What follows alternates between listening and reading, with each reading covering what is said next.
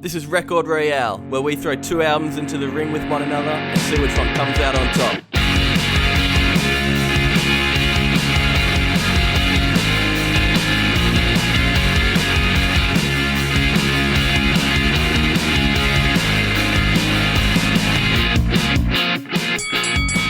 Hey! What's up? How are we doing? How's everyone doing? Yeah, good. We're technically at the last normal episode of season 3, and I only just realised before coming on, the first guest of season 3 was Dan Seymour from Waxflower. Oh, whoa. And now the last guest of season 3 is Tristan Higginson from Waxflower. Tristan, how you doing? I'm great, man. Woo! How are you? I love that. I'm pretty great. I thought that was a nice little tie-in to the end of the season. Unplanned. Start with a terrible guest and end with a great one. That's exactly what I was going for. Yeah, exactly. Just there. Sweet. Hey, big one today. Well, for me anyway. Motion City soundtrack, Commit This to Memory. Say Anything is a real boy. Now, Tristan, I should say, when you kind of sent me like 4 or 5 potential album matchups. Yeah, man, I have anxiety. And I kind of twisted your leg to get these two in the same one. Yeah. I was like, oh yeah, maybe those two would do pretty well today. Because you had Say Anything against Say Anything, and then Motion City soundtrack against The Starting Line, was it? Yeah, I think so. Yeah. Yeah, and I was like, how about these two go together? And as soon as you said that, I was like, yeah, that's absolutely a better episode. I was like, they fit pretty well together. The podcast I just want to do is talking about Say Anything for 6 hours, so. That can be I was going to ask this later, but I don't reckon... It's weird. These two albums I have destroyed in terms of listening, time. Yeah. Absolutely so many times I've listened to them. But I don't think I've ever, I've only recently gone back and listened to some other Motion City soundtrack stuff. And sure. Same with Say Anything. Are you a big fan of both? Yeah, I'm they're probably in my top 5 bands of all time. Both those bands. Motion was probably the first band outside of Green Day that I listened to, I was a fan of. Oh, wow. I remember I heard Motion on the radio and I was like, is this Lee Harding? This is sick. And I went on LimeWire and downloaded a bunch of songs, and then that's how I got into the scene, I guess. And then I've found Say Anything a couple of years later, and I'm huge fans of both of these bands. Motion is the reason I got into music, and Say Anything is one of the reasons I'm still as into it as I am. Yeah, well, okay. LimeWire should sponsor the pod. Surely they're not doing anything lately. Adam, you said you got into Say Anything because of the Jacob Boys, didn't you? Yeah. Well, yeah, they reference them on their second album. Yeah. And I remember talking the to... song, yeah. Well, they have Say Anything, the track. And I was talking to Jago one night, and he explained that basically that whole album is just dedicated to all their favourite bands. So went back through and listened to them all. But I haven't listened to much Emotion, really, to be honest. This is my first time through, which is cool. Me too. I thought it was yours, bad. That Jacob album actually felt I remember the first time I listened to it, and it felt like a prank, someone was wrote this album for me. Just all of these bands that I liked. I was like, is this a reference to this and this? Where the fuck did this band come from? Yes. It is a yes, yeah. It's all references. We should talk about your EP that just came out last Friday as of release. We Might Be Alright. Congrats on it. 5 super catchy pop punk tracks. Thank you. Is this your first release with Rude Records? Yeah, this is our first proper full release. We've done singles, the last 3 or 4 singles have been through Rude, and this is the first proper EP, full body of work. So it's super exciting. It feels like we've been sitting on them for so long. So we're super proud of these songs. Whenabouts did you record them? We recorded them in May last year. True. Yeah, so it was mid-lockdown. We didn't really know what was going on in terms of interstate travel, because we're from Brisbane, and it was the week before we were supposed to go down, and the borders were still closed, and we were just trying to scheme how we could possibly get away with it, because we're terrible. But the border restrictions just fucking lifted just before we could go down, and we snuck in legally. We got through, and then we got back, and then they shut down again. So it was super lucky, like in a year of no touring, that we actually got to do something productive. And then here we are a year later, and it's still the fucking same. It feels good. Did you record with Stevie? Yeah, this one was with Stevie. Yeah. Podcast guest alumni. Friend of the podcast. Stevie friend of the pod. Friend. You can sponsor us, Stevie. That's cool. Yeah, I love Stevie's stuff, and you guys fit super perfect with him, I think. Yeah. Did he... was he super involved in the songwriting at all, or just more of the producing side? Just the producing stuff. Like, all of our music is written by me, basically. Like, I will just write everything and send it off to the guys in the band, and I'll be like, this is the best song I've ever written, and they'll be like, this song sucks. I'm like, cool, I'll never listen to it again. Happy day. Yeah, we just... What's your writing process? Do you like acoustic guitar vocals first? Or? Yeah, it's always acoustic guitar and vocals into voice memos, and then if I'm vibing something, I'll bring it over and fully produce it. But yeah, voice memos and just acoustic guitar and vocals, because the bassist has to be there. Because I used to when I was younger, just like I'm like, oh, I'm going to orchestrate all this synth and MIDI and do this, and then I'll write vocals. It's like, that's not how it works. 13-year-old Tristan. But yeah, no, I feel like I'm getting a little bit more efficient at getting through that sort of thing. Yeah, cool. I can't remember if I asked Dan when he was on the show or not, but I might have mentioned it. I reckon you guys, Waxflower, are like the best local Aussie band at branding your music and like yeah, that's absolutely right. We are. Thank you for pointing that out. Thank you. But like all your social posts, music videos, press shots, they always like tie together super well. Do you guys plan that? Yeah, it's because we're all super annoying and involved in the band. Like, Dan obviously like has worked in PR and like managed bands before, and our guitarist Nick is a photographer and videographer, so like he does all our music videos. So a lot of it is in house, which helps. It's not like we have people writing stuff or we have outside input even into like photos and video. We do have input into photos, but usually the ideas are all from Nick or Dan and that sort of thing. And then the group chat is just insufferable when it comes to deciding on which promos to use and what's this and what's this and what's cool and is this lame and do I look fucked in this photo? And yeah, it takes us so long to get stuff whittled down in the end, but like we get to a point where we're all super happy with what we're doing. So you say it's insufferable, but I reckon a lot of people in bands listening would be like, I wish my band members were that into every single part of the planning process. I should say it's more insufferable for Dan, because it's more so him like being like, oh, we should like, I did all this work and organized all this, and then we just come in and we're like, well, actually, Dan, I don't like the way my eye looks in number 5 in this photo set, and he has to like redo everything. Oh man. Oh well. Hey, it's better to be more into that than not give a shit about it. Yeah. Cool. Well, yeah. Everyone, go listen to Waxflower's new EP, and we're gonna get into the ep. This is ep 49. Next week, ep 50. We've already mentioned it. There's a couple of people coming on the show. It's gonna be crazy. Gonna be crazy scenes. Big party in the podcast, in the Zoom call next week. Can't wait. Don't miss it. Subscribe so you don't miss the ep. We're going to get into these two bands. All right, Motion City Soundtrack, formed in 1997, Minneapolis, Minnesota. From Minneapolis, Minnesota, is Justin Pierre.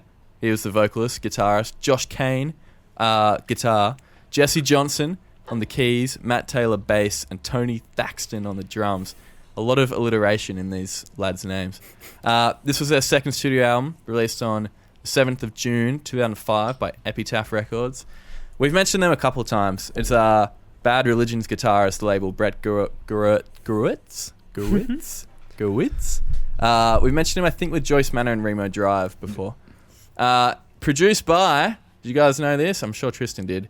None other than Blink-182 bassist and vocalist Mark Hoppus. No. Is this his best work, or...? This was his first work, which is crazy. It is better than Blink-182, so... Yeah. That's what I'm getting at. He also produced their 2010 record, My Dinosaur Life, which I did not know. I actually didn't know that. Yeah. Well, it might have been a couple of tracks. I'm pretty sure it was a full album.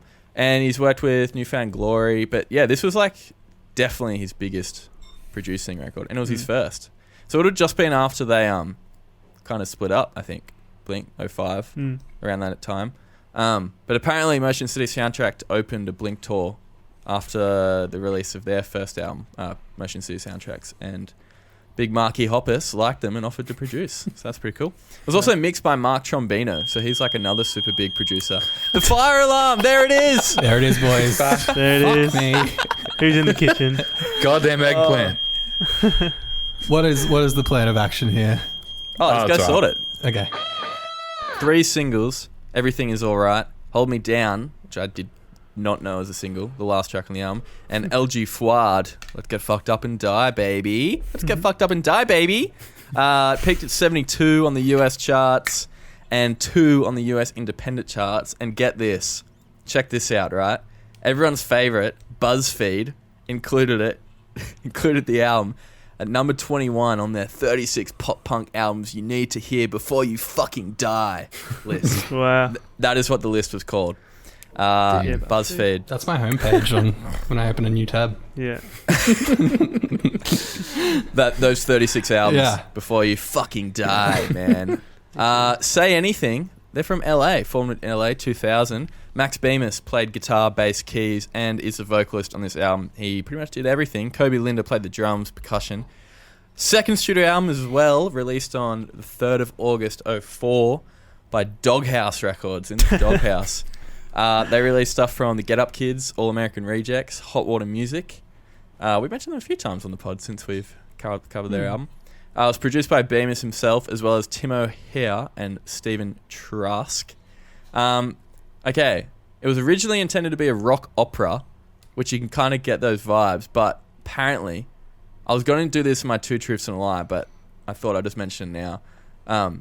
Bemis became like overwhelmed by the writing process and playing all the instruments. He had like a massive breakdown, and his breakdown led him to believe that he was secretly being filmed for a mockumentary by like the producers and shit of the album. And then it culminated when he was walking the streets of Brooklyn thinking he was being filmed by encountering friends who were actually strangers. So he was like cooking it, going up to people who he thought he was friends with, and they were strangers. Whoa. Mid-album recording. And That's just crazy. like, that's normal album and like EP recording stuff. You guys are in a band. yeah, so Yeah. pretty full on. And you can get those vibes, I think, by listening to the album. Yeah. But apparently after that happened, he decided to get rid of like the script of the opera idea and just focus on the music. That's insane. Poor bloke. Yeah. Were there drugs involved? That's a pretty crazy... That's crazy. Yeah, you can only assume. Oh, But yeah. you know what happens when you assume, mate? Yeah. Make I bet he struggles with the internet. You and me. Yeah, maybe. Back then. Anyway. It's pretty full on. Anyway, there's 2 singles, Alive with Glory of Love and Wow, I Can Get Sexual Too. That's like from the second half of the album. Guess what? BuzzFeed included this album at number 19 of their 36 pop punk albums you need to hear before you fucking die list. So once again, BuzzFeed's getting 2 shout outs. Let's not mention them again. Let's get into the elements. Brad and Adam. Tristan, I'm just going to assume you know the answer to this. Brad and Adam, did you realise who does backing vocals on the last chorus in Everything Is Alright? Yeah. It says it. Pat. It's Pat Stump.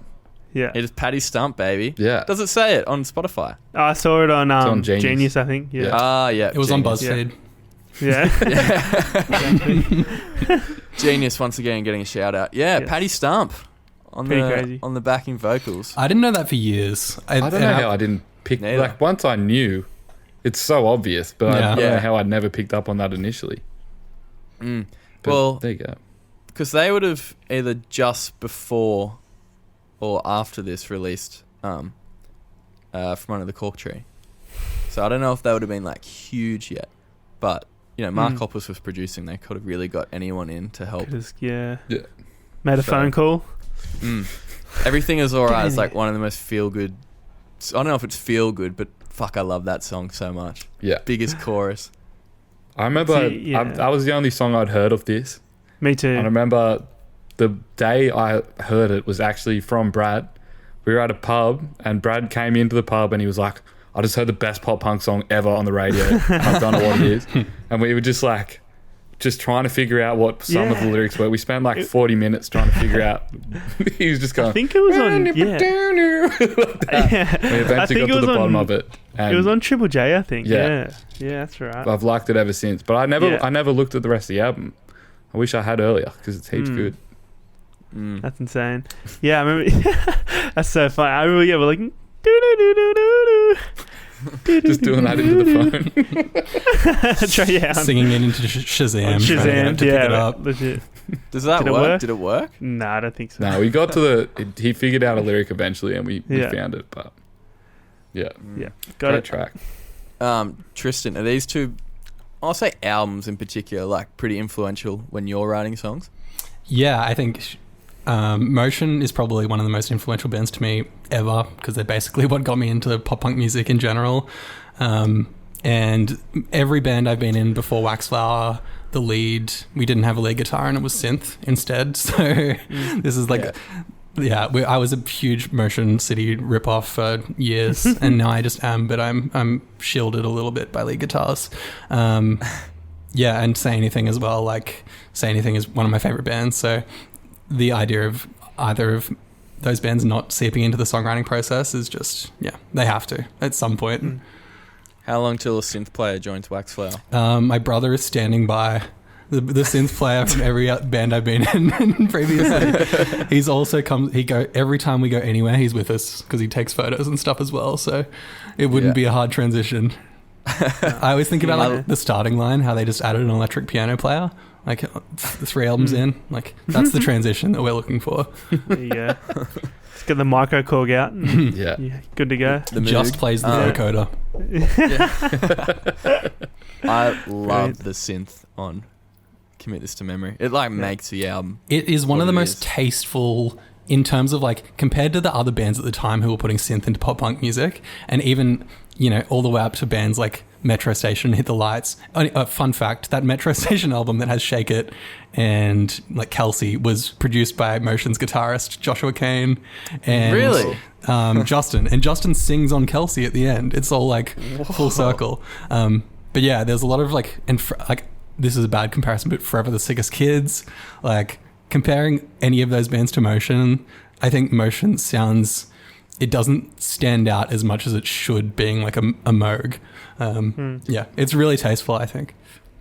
I think altogether it's tasteful as well. It sounds like a very adult pop punk to me, like from the era. Whereas even maybe, they're both pretty like adult pop punk albums, I would say, which has always made them stand out to me. But definitely Say Anything, but Motion City as well. I think Say Anything's album is just crazy in terms of like the lyrics. Like the song structures and the vocal melodies follow no formula at all. And like no two songs sound the same. It's like watching a cabaret or something. But it works so well. Yeah, like, it is good. It's just crazy. Kind of along the same line as like Panic at the Disco, I guess. Yeah, a little bit. I think but so. Maybe even weird, like weirder. Definitely weirder. Yeah, because he was actually insane. Yeah.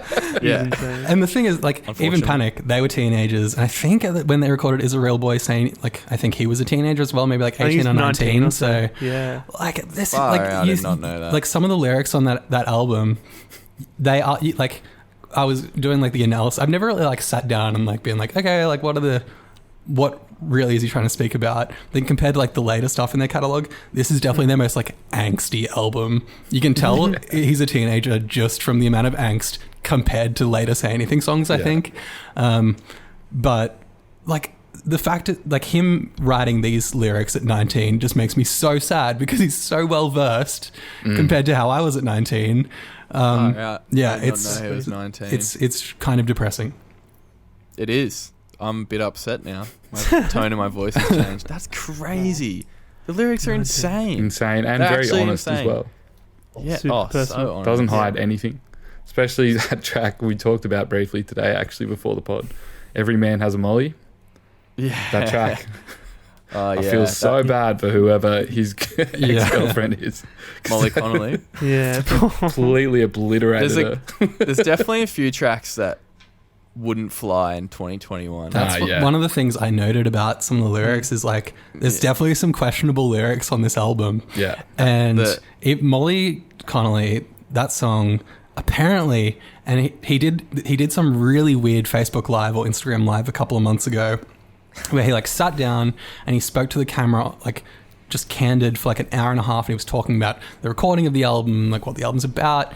And apparently the album's like not based on personal experience. Like he draws from personal experience, but because it was supposed to be this rock opera, it's like this overarching story that's not based on his actual life for the most part. So I don't think Molly Connolly actually exists. But then there's also this part of me that's like, how can you, it sounds so convincing. Everything on this album just sounds like it's from his life. It said on Genius, it had one of his tweets about Molly, and he said it is a real person. Oh, really? But he said they're now friends, and her real name isn't Molly Connolly. But I think at the time, I read on Genius as well that they tried to like advertise it as it was her full real name to make it more outrageous, I guess.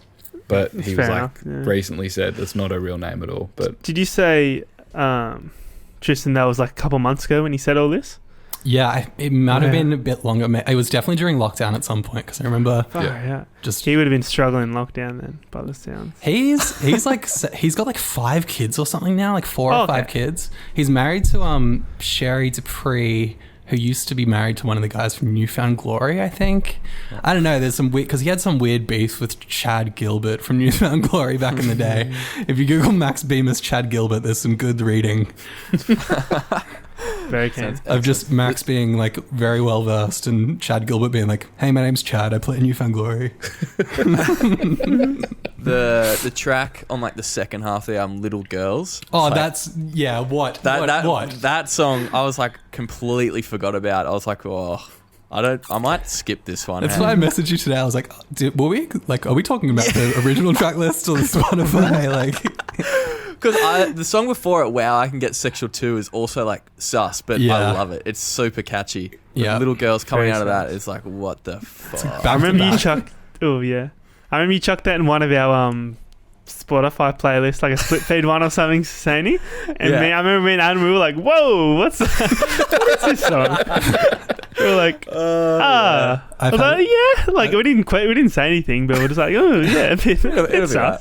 Yeah, it was fine. It's a bit sus. I've had it on in the car a couple of times with my girlfriend, and like that line it's like I called her on the phone and she touched herself. I laughed myself to sleep, and then I'll just like a wave of guilt will like rush through my entire body, and then I look across and she's like staring at me. And I'm like, well, it was 2000. Yeah, it's fucked. Doesn't help that every single pop punk band from that era has been done for something since. Yeah, not a good. I did actually look up after listening to a few of them, because I don't know much about them. I went back and I was like, has there been any accusations? Because some of these things pretty sus. And? But has there? Nothing. No. Thank God. Man. Yeah. Real quick, back to Commit This to Memory. Have you seen or read how? So Justin Pierre, the singer, he started writing like the album because he was like super like alcoholic and like fucked, and some of the songs you can kind of tell like about him drinking and shit. Let's Get Fucked Up and Die, for example. But then the other subtext there. Yeah. let's dig a little deeper into this one, shall we? But then apparently like halfway through writing the album, he moved to LA with Brett Gewirtz to go to like rehab. And then the other half of the album is about he wrote when he was sober. So half the album he wrote when he was pissed. Wow. The other half he wrote when he was sober. And I find it interesting to see which ones were which. I think you can find it somewhere. I didn't write it down. But when you're around, the third track on the album, it's actually about like his drunken self. It's not about someone else. It's about who he is when he's pissed. Yeah. Which I found pretty crazy. And like the lyrics are so personal and like very literal. But the vocal melodies are so catchy and infectious. It's crazy. Both of these albums, like that's one of the things that drew me to them in the first place is, for one, I'm a super anxious, neurotic person, and both of these records, like, they are just embodying that. It's like them and Ben Folds are like the 3 artists that I was just like, yes, these people understand. But then the music is so, and the melodies are so catchy. It's like this weird juxtaposition of them like bearing their soul, but then it also being like, you know, the poppiest hook you've ever heard in your life. It's so good. I found it was similar to like Pinkerton in that way. Yeah. Kind of thinking just the most honest, broken men you can listen to, but just like massive hooks that follow. And it's kind of impossible to, when you look deeper into it, you can't, like, unless if you're just listening to it in the background, you don't quite understand what's going on because they're still pretty positive. Exactly. Yeah, it's like you're dying inside, but may as well, like, the ship's sinking, so may as well have fun and do the best. Like, I love the idea of, like, of the Titanic sinking and then they're just playing like do do chi do do dum. It's like bring them out, boys. Yeah. Exactly. Let's do the segments, I reckon. Let's kick it off with Get Inks. Get Inked. I want to say this up front. I have been chasing a commit this to memory tattoo of sorts. So if anyone's got something good, I might legit get it tattooed. Let's have a look. I don't think I do, unfortunately. I don't. Tristan, you're going to go first. The guests go first. Oh, on the this guests show. go first. Okay, so I had a little What do you got for I had us? a moment like 5 minutes before I had to join this call because I was like, yeah, I got my 2 tattoos sorted, and then I realized that I did 2 Say Anything tattoos because I got very confused. But I've wrangled together a Motion City soundtrack one. But Okay, here we go. Let's start with Say Anything. Okay, there's a line in Belt. Where am I? Okay, yeah, there's a line in Belt where he talks about being naked apart from his father's belt, and I'm just picturing he's got like a full-scale belt tattooed around his waist, and it just says "World's #1 dad" on the buckle. Holy shit. It's pretty good. Love it. That's it. So that's my really good first tattoo idea.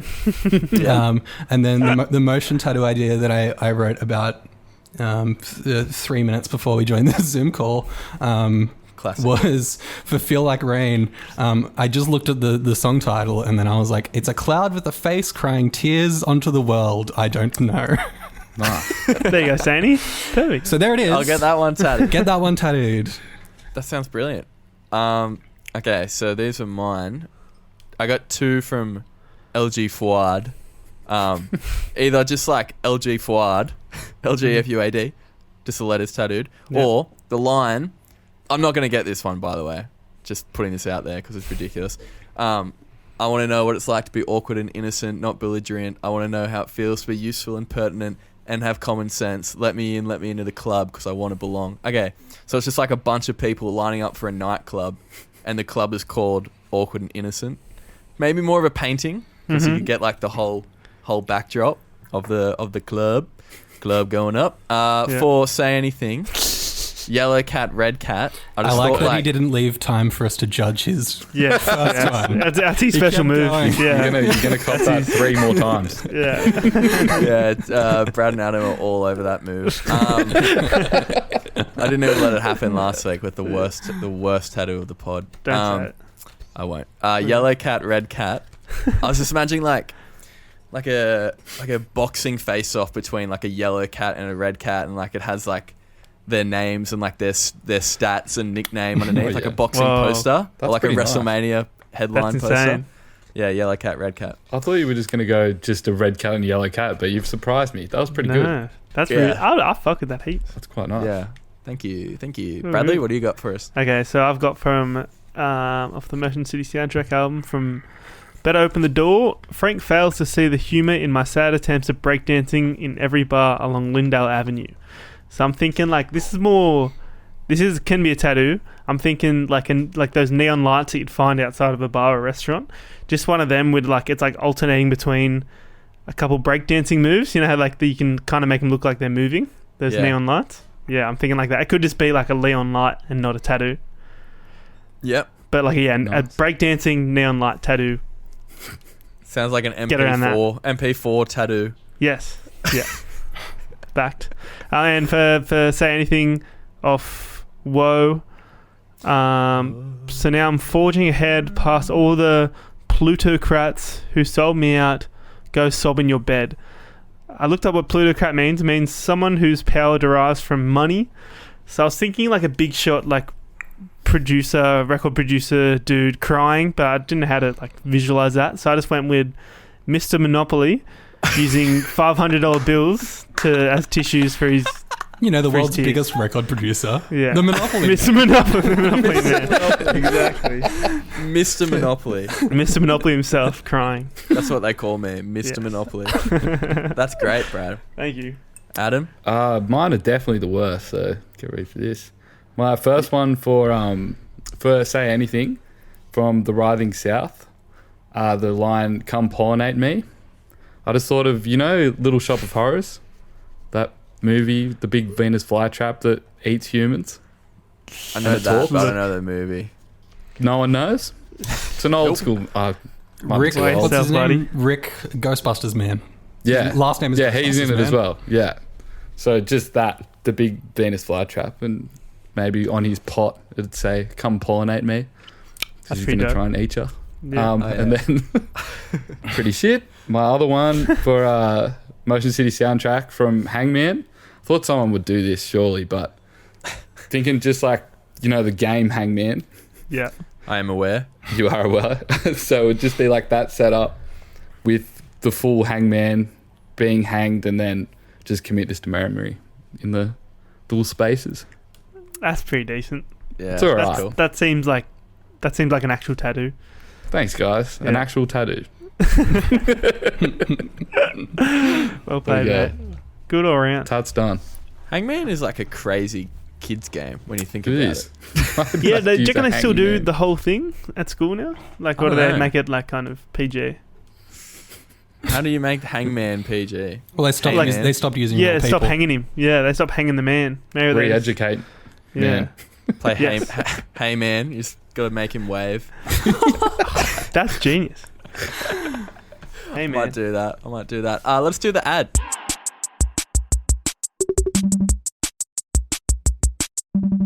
All right, favorite song, one from each album. Tristan, what are you chucking in the big playlist? Okay, I'm going to start with Say Anything, and I haven't decided, so I'm going to do it on the spot.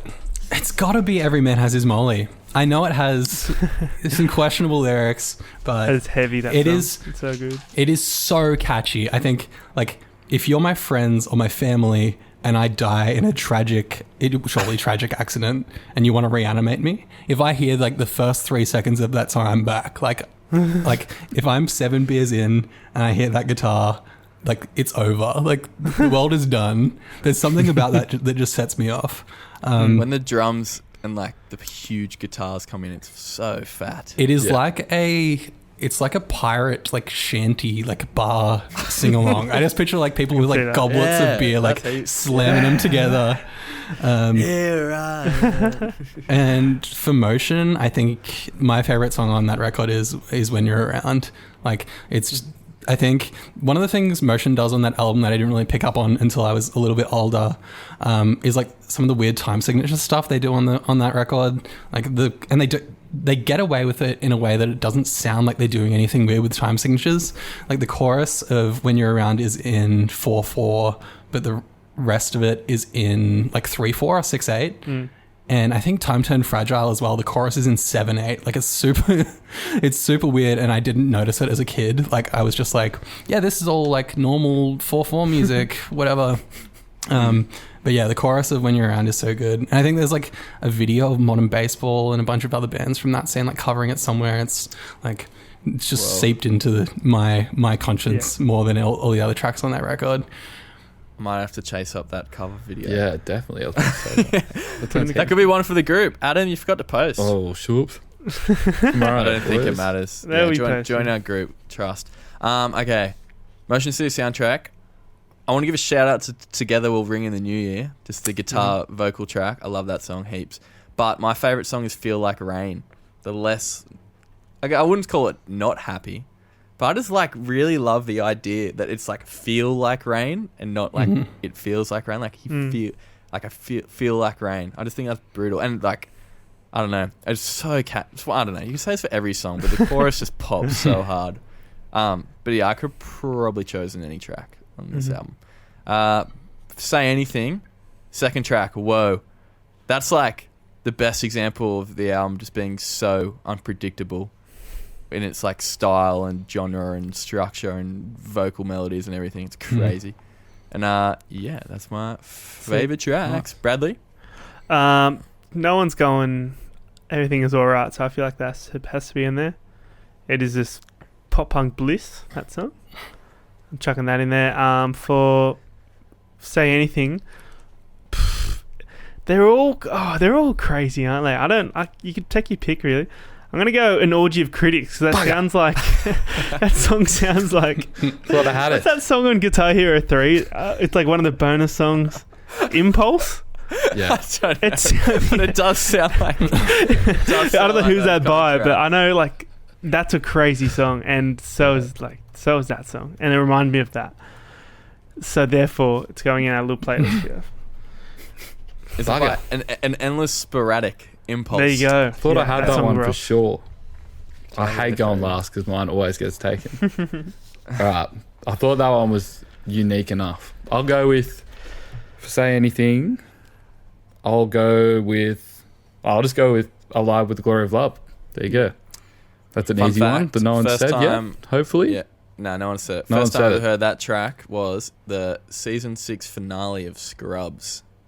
Really? Yeah, it's at the very end of the last episode of that season. I didn't realise till today that it was about his grandparents in the Holocaust.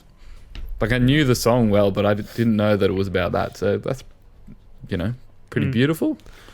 And then for Motion City soundtrack, I'll go with Today Will Ring in the New Year because I did have that. I'm glad you didn't say it. No. Yeah, it's just a beautiful, pretty laid back one, but I feel like they could have added like big drums behind it and it would have been another big rocky banger, but they didn't, which is cool. Kept it kind of bare. So there you go. Yeah. They definitely just ran out of time. And they were just like, okay, print it. Go. Hoppus, press the button. Export. Marky Mark. All right, let's do, for the last time of season 3, probably the last time to be honest, Spocks and Spacks. Everyone on your buzzers, let's play Spocks and Spacks. All right. Aww. Who's singing? Adam. I'm singing, unfortunately. Adam is singing 3 tracks, 2 from these albums. One's a wild card from any album we've done on the pod before, but he's using different words. Adam, what are you reading from today? I'll be reading from Insight Guides into Japan. It's just like a travel book about Japan. Whoa. I'll have to borrow that, mate. There you go. So that's what I'll be singing from. What are our buzzers? Yeah. I'll go LG Fuad. That's my buzzer. Tristan, you need a buzzer. If you know the answer, you got to buzz in. I'm just gonna yell honk. I think. Honk. Nice. Yeah. I don't think anyone's used honk. It's pretty good. Brad. Jeez. Okay. What have I got on my desk? Oh, I got a new Upbank card. I'll go Upbank. Can you just hold up the back of it? Can I see the numbers? Oh yeah. All we need is the credit card number, the expiry date, and there's 3 digits on the back. There we go. All right. Alright. So I'm going to try and listen to LG4. Spotify and do it. Hang on, I'll play a little bit first to see if hopefully you can't hear anything. So Tristan, the first 2 tracks are from these 2 albums. Okay. I'm nervous. All right. I feel like I have something to prove. Martial art masters are revered for their extreme physical fitness, rigorous mental training and discipline. 2 categories exist: one using weapons and LG Fuad. yeah. Whoa. Yeah. Is it no. Whoa by Say Anything? What'd you say? It's not. Is it Whoa by Say Anything? No. Fuck. Let's just let him keep going. I'm vibing over This is here. harder with this music. Oh, I know. Can barely hear it. Can I guess again? I know. Yeah, it. go. LG Fuad. It is Belt by Say Yeah, it Anything. is Belt. I knew Whoa. it. Yeah. I'm going to have to pump this up a little louder. Hell yeah, I'm on 1. I am on a hot streak with Yeah, Spots you and don't You've Spacks. just won this. You've won this whole category for this season, I think. It's been pretty two crazy. truths every week. All right. Second track. Go Second on. one. This is great. Riveting stuff. Sumo has been around for at least 1,000 years. Japanese mythology relates an episode in which the destiny of the Japanese. LJ Fuad. Is that Feel Like Rain by Motion City Soundtrack. Sorry, I couldn't hear you say the buzzers. Is it Feel Like Rain? No, it's not. Damn it. Ooh. Hang on, I'll keep going. Sumo has been around for at least 1,000 years. Japanese mythology. Up Bank? Oop. Is it the first song? Oh, Is it Attractive Today? yeah, it is. Yeah. Yeah. I just realised that track literally has two melodies. Pick the worst one because I just skipped to the next part and I was like, oh, it's the same. Yeah, and it's like the least like his vocals just stay pretty at the one level as well. Whoa. You might as well There just we go. sing the synth melody. Yeah, well, I was about to and then I was like, oh, I don't know. All if I'm right, allowed to do me and that. Brad 1-1. We can win. Tristan for a 3-way tie here. All right, this This one, yeah. This Adam? is the different one. Yeah, from an album we've covered on the pod. But usually we try and cater to the guests, so I'm assuming it could be These are more the of only a- two albums I've ever heard, so I'm fucked. All right, ready? The central part of Honshu is Japan. Heartland, the vibrant metropolis of Tokyo, spreads out LJ on the... Fuad. Oh. Yeah. That's a basement song. Nah. Fuck. I was going to say, we've done basement like every second week. Okay, don't worry. Keep going. Right. Oop. While beyond the capital lie of the hills. Descriptions of the Kanto region can be misleading. Ooh. It is Japan's largest overplain, but it is certainly not an area of wide open spaces. None of the flat land extends. Sure, you. Oh my god! I Is can't believe that? you're not Oh, getting. Is this I the know. longest it's ever taken to get Yeah, a song? Will St. Clair's gonna punch himself in the face. Okay, well, can you just sing it again? Descriptions of the Kanto region can be misleading. It is Japan's largest alluvial plain, but it is certainly not an area of wide open spaces. None of the flat land extends far enough to offer a level, unbroken horizon. Most of Japan's longest rivers, the tone. I know that. LJ Fuad. It's Bleed American. It's Yeah, Bleed it is. American. Oh. But Yeah. Bleed American. Whoa. God. Well Oh, played. that took way too long. Yeah, it's probably because I was pretty shit, but No. we got through it. Did not cross my I'm mind. glad someone got it. Ruined. Bang. And once again, I get the win. Will St. Clair wins. The last ever dub, perhaps. Yeah, I'd say there might be a new little cheeky segment instead of that one next season. But I had fun with it. I had some fun, that's for Wow. sure. I hope you all did too. All right, let's do 2 truths and a lie.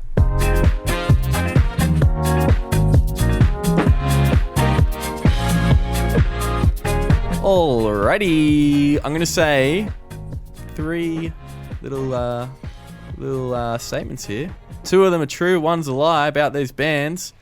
You 3 got to figure out. You 3 buffheads got to figure out what one is the lie. All right, so here we go. Number 1, Motion City Soundtrack bassist Matt Taylor tracked "Make Out Kids" in one take whilst drunk after the band went to a fundraiser for the Tony Hawk Foundation that Mark Hoppus and Blink-182 were involved in. Number 2, during the recording of "Is a Real Boy" and before Bemis's final breakdown, he stayed up for 5 days straight trying to write lyrics until producer Stephen Trask finally got him to leave the studio.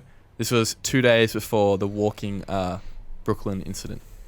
Number 3, LG Fuad by Motion City Soundtrack came about from a 2003 UK tour with the All American Rejects. in which the All American Rejects merch manager was super pissed and stood on the merch stand and shouted, "Let's get fucked up and die"? Okay. I think So the, with the I think the last one is true because in the DVD they're on tour with the All American Rejects and it's messy as fuck. So that sounds true. The first two I have no clue. I reckon the first one is a lie because The first I one think sounds hyper specific. that Will St. Clair loves Blink 182. Unfortunate for Will St. He Clair. really, really likes Blink 182, and I feel like he would have just tried to slip him in there for an extra little truth there. Very maybe. specific, using lots of names. Yeah, that was the most specific. Yeah. I'm going to go with number one. I also think number one is the lie. Can we hear number two again, please? Yeah, you sure can. During the recording of Is a Real Boy and before Bemis' final breakdown, he stayed up for 5 days straight trying to write lyrics until producer Stephen Trask finally got him to leave the studio, which was 2 days before the Brooklyn meltdown incident. And there is a lot. It's highly documented, all these shenanigans. So I'm gonna say number one as well. Yeah. Because that seems like it's you easily found that information. So you're all going number one just because... We're gonna go it. And Adam's the best at this, so I'm backing him. Fuck. I reckon it's number one. All right, all going one. Oh, he's got a smile on his face. Look at That's a him. ballsy move, guys. So number 3, correct. All American Rejects tour merch manager. Let's get fucked up and die. Number 2. Sorry, let's do number 1 because you all went and it was number 1. You're all wrong. That was true. Bugger. Tony Hawk Foundation. They got pissed, went to it, went back to the studio, recorded, made up number 2, the 5 days straight. He may have, who knows? But Let's according do another one. according to the internet, Let's do another one where we're all right. Let's take that again. Yeah. Readers. I can Let's edit redo it that. out. we can punch it in. I think that could be the first time that I've goosed everyone. The whole Yeah. party. I'm Wow. not It's gonna all my lie. fault as well. Saintie's day. I feel pretty great. What the hell, Adam? I feel Sorry, pretty guys. great right now. Let's carry this awesome momentum that I have from these segments into the ratings of these albums. All right, so Tristan, we got to rate these albums out of 10. Oh, what are we going to rate them out of? What, 10 what, fellas? Okay. Maybe 10 times you get fucked up and die. I don't want to swear so much. Maybe 10. 10 That's noses. Pinocchio What? noses. What? Oh, from Say the anything? album artwork. Yeah, maybe 10. How about critic orgies? An orgy of critic. Let's do Definitely critic not orgies. little girls. Yeah. No, No. definitely not times you want to kill little girls. Let's do whatever. We'll do 10 Pinocchio noses and 10 LG Fouads.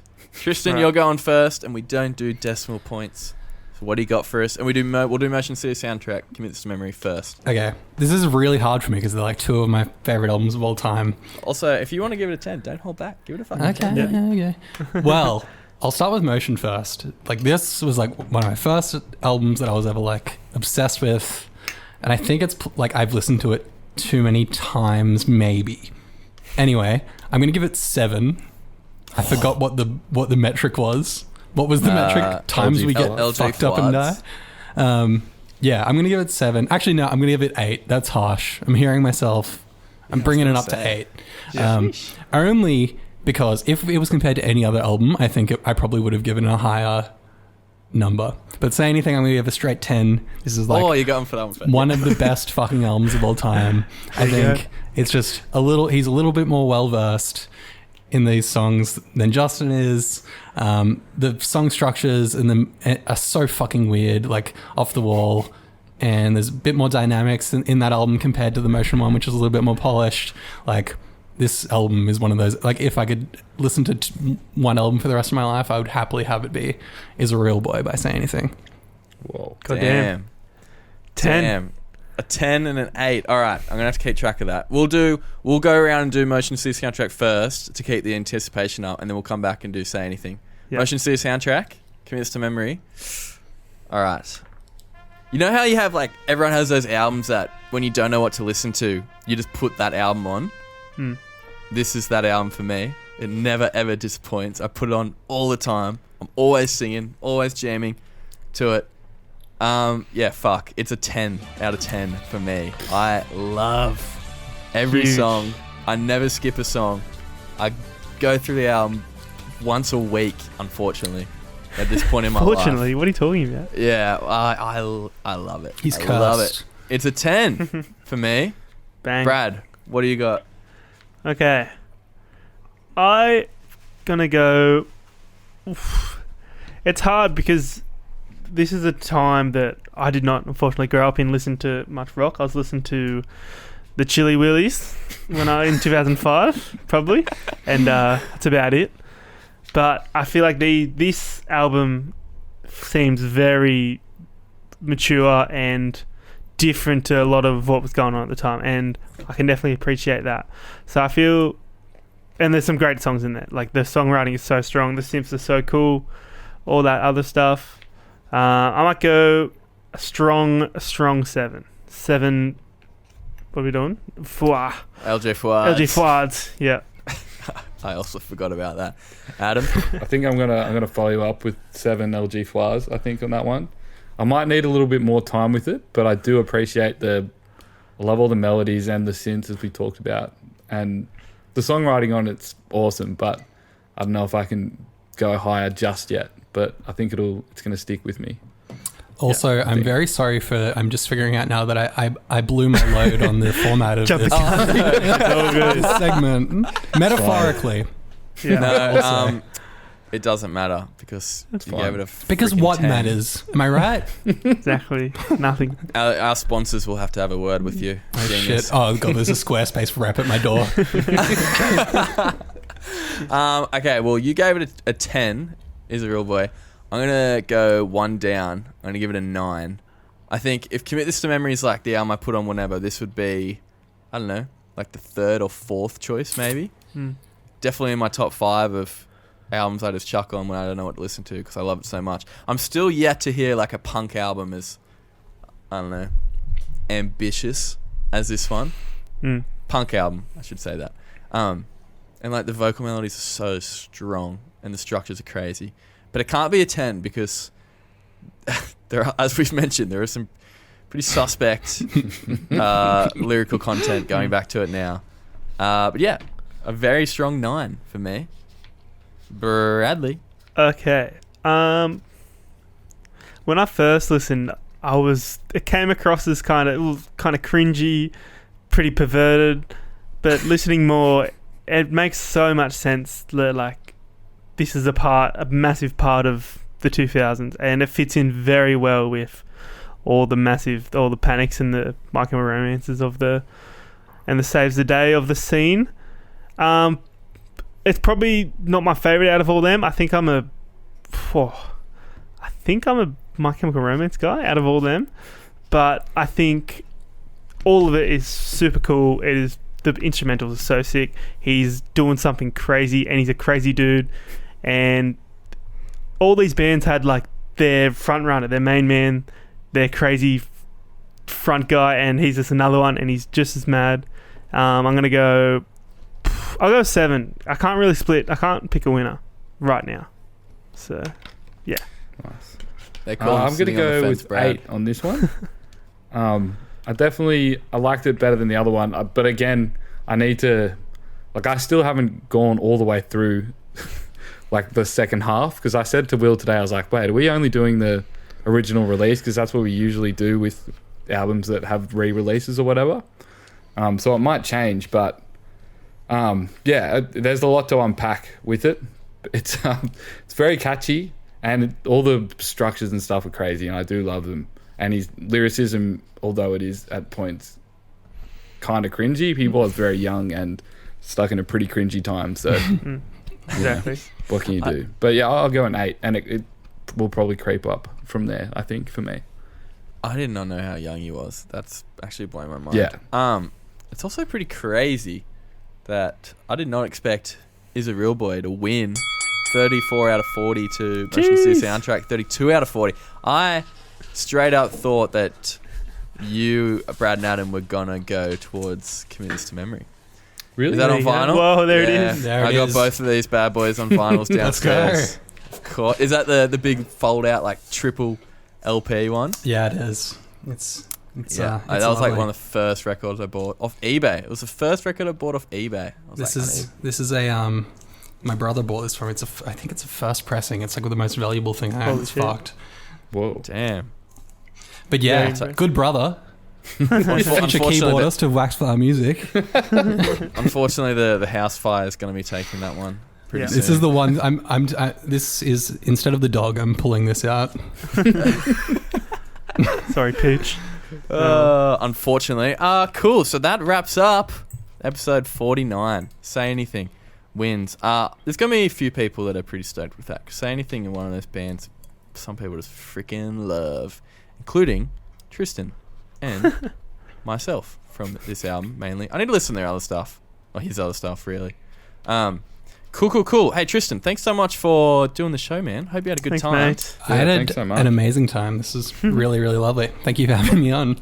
No, thanks for doing it. Next week, we've talked about it, and it's up. It's coming up. It's our 50th episode. The big 50. We finally get to raise the bat. Hopefully we get to go on 100. Hopefully we're not a couple of Shane Watsons in the room and can't make it to the big triple Simon figures. Kadich getting out at 98 every time. After 400 balls. Yep, Yeah. couple of cricket references. Sorry, everyone. Cool. We're not going to be discussing 2 albums next week. So it'll be the first kind of non-bracket episode where we do that. But we're just going to be kind of shooting the shit, talk about like the pod, our favourite albums, least favourite albums, everything in between. We're kind of just going to wing it, really. It's going to be pretty fun. But we're also going to be having 2 fans on for a huge game of music trivia. They know who they are. They'll be here next week. You're going to be hearing their lovely voices. It should be fun. Then the week after that is the bracket. And now I already know that I'm going to be pretty upset when Commit This to Memory falls out because you two only gave it 7 out of 10. Unfortunately. But it's okay. That is for a couple of weeks for me to cry. So, Yep. everyone go check out Waxflower's brand new spanking EP out through Rude Do it. Records. It freaking rocks and rolls. If you like these 2 albums, if you like pop punk, man, you're going to love this EP. All right, follow them on the socials at Waxflower Music, us on the socials, Record Royale, Facebook, Twitter, Instagram. Join the group. We might post in it. Probably not. We're probably not going to post in it. We might just close the group, I think. I'm going to post No, after no. this. We're Wait. doing What it. was the thing that I had to look up? Oh, Modern Baseball. Yeah. Cover. All right, I'm going to do that right now. All right, Oh, I'm see you posting- guys. I'll see you two for the 50th episode. Hope you dress Sounds well for good. it. And Tristan, enjoy your week. We may never Farewell. speak again. Yes. See you Bye soon. now. See ya. Bye.